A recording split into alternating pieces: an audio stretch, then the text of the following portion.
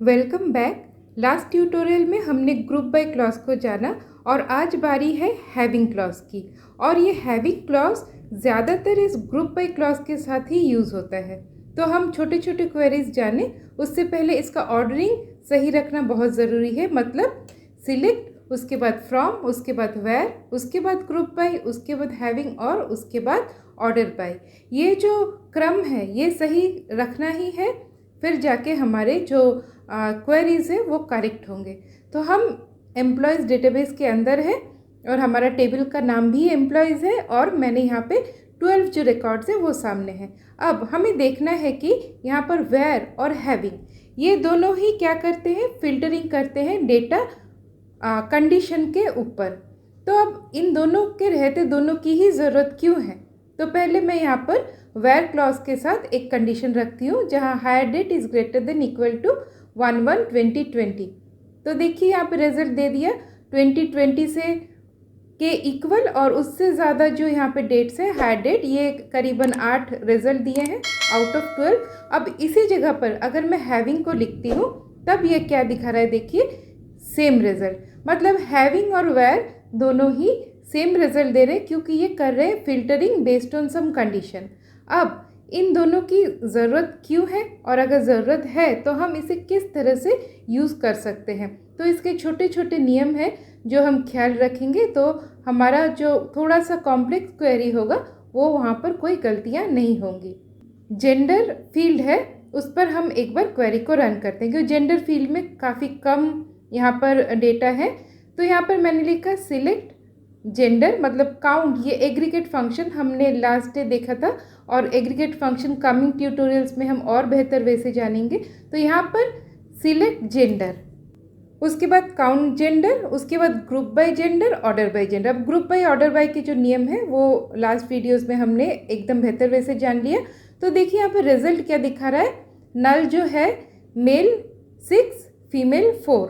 अब यहाँ पर जो ये 4 और 6 ये जो दिया इसका हेडिंग जो है वो सही नहीं लग रहा है, तो हमने एलियास यूज़ करना है। तो यहाँ पर मैंने एज जेंडर लिखा तो हेडिंग जो है ये प्रॉपर यहाँ पर एक मतलब यूज़र समझ सके उस तरह का हेडिंग इसने यहाँ पर डाल दिया।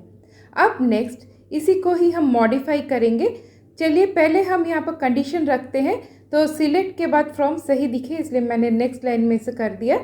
अब हम कंडीशन डाल रहे हैं वेयर काउंट, और काउंट क्या, जेंडर ग्रेटर देन, क्योंकि हमारे यहाँ पर कम है तो 4 और 6 ये दोनों ही है तो ग्रेटर देन 4, मतलब यहाँ पे जो काउंटिंग में 4 से ज़्यादा है उन्हीं को दिखाओ। नल भी 0 है, फीमेल 4 है, तो होना क्या चाहिए आंसर, सिर्फ मेल।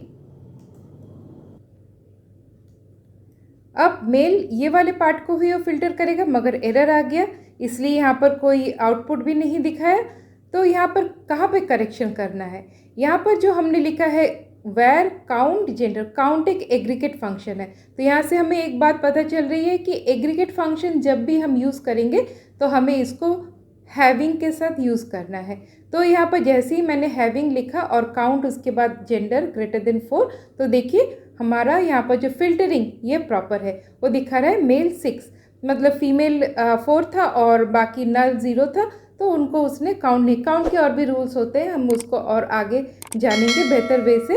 तो अब नेक्स्ट यहाँ पर मैं सिंपल एक क्वेश्चन लिख रही हूँ कि इसको हम और भी क्वेश्चन को मॉडिफाई करेंगे।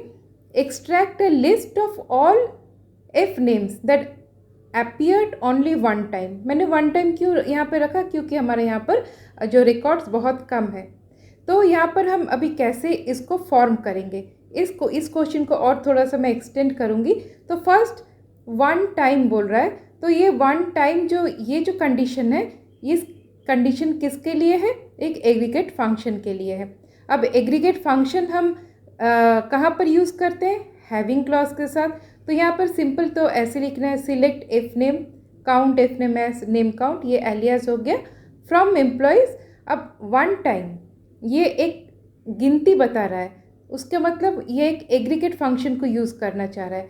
तो हमने काउंट वहाँ पर किया ही था एग्रीगेट फंक्शन में, तो हैविंग काउंट इफ नेम ये हमने लिखा इक्वल टू 1, अगर ग्रेटर देन लेस देन जो होता वो कंडीशन यहाँ पे बैठ जाता।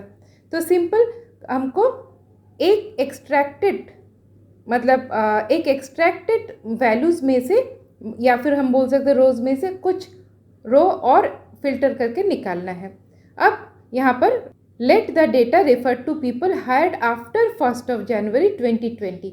अब यहाँ पर कोई काउंटिंग नहीं है, यहाँ पे सिर्फ कंडीशन है, यहाँ पे सिर्फ कंडीशन है और जो हर एक सिंगल रो के लिए यूज़ हो रहा है उसको हम वेयर क्लॉज के साथ रखेंगे।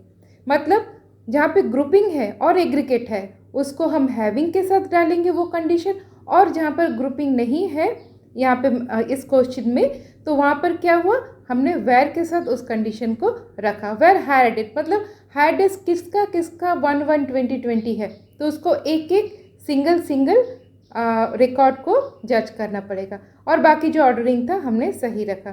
तो देखिए यहाँ पर इसने सही तरीके से फिल्टरिंग कर दिया।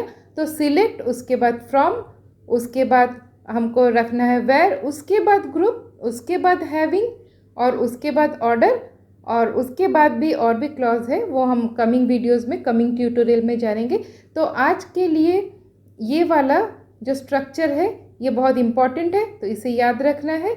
और ग्रुप के साथ हमें हैविंग यूज़ करना है, और वेयर हम सिंगल जो रिकॉर्ड्स है उनके ऊपर हमने यूज़ किया, और हैविंग को हमने जहाँ पर एग्रीगेट फंक्शन है और उसको हैविंग को हम अगर यूज़ कर रहे हैं तो वो ग्रुप बाय क्लॉज इसके साथ यूज़ करेंगे, और उसके बाद हैविंग के बाद आएगा ऑर्डर बाय। तो सिंपल है, सही है।